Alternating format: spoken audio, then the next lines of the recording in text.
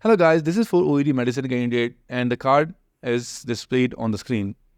The scenario is about the medical power of attorney and how would you start the card. You'll start with normal reading. After starting the card, you will ask the patient about his concern. I'm going to give you example. Hello, my name is Michael. I'm one of the doctor over here. I understand your concern regarding the MPOA. Please tell me in your own words, what are your concern? The patient will inform you about his or her concern regarding MPOA. First, you have to explore the patient knowledge about MPOA. Then you have to explain in the layman language what the MPOA is as per the given information on the task, as you can see on the screen right now. After explanation, you need to take the clarity from the patient and explore further concern if there is any. If the patient shows any further concern, address that concern as per the given task. As you can see, we have highlighted the point. That is the concern of the patient. And the second point is that it's not legal to appoint anyone as MPOA if the patient is not in a mental state of health. The third point, the patient will ask you about the euthanasia and palliative care for someone who is your medical attorney. So you have to show the patient that it's not the job of medical power of attorney to take this decision on their behalf.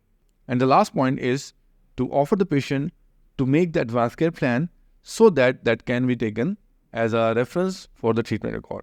So you can see this MPOA thing can easily be handled if you would do this card as per the guidance of OET speaking by addressing all the concern, assuring the patient, exploring the reason of patient inquiry and exploring the expectation of the patient.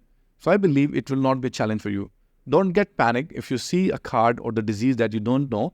You just have to narrate whatever has been written into your own language. And if something that has not been written in the card, you need to tell the patient that I like to discuss with my senior, colleague, consultant, then I'll get back to you.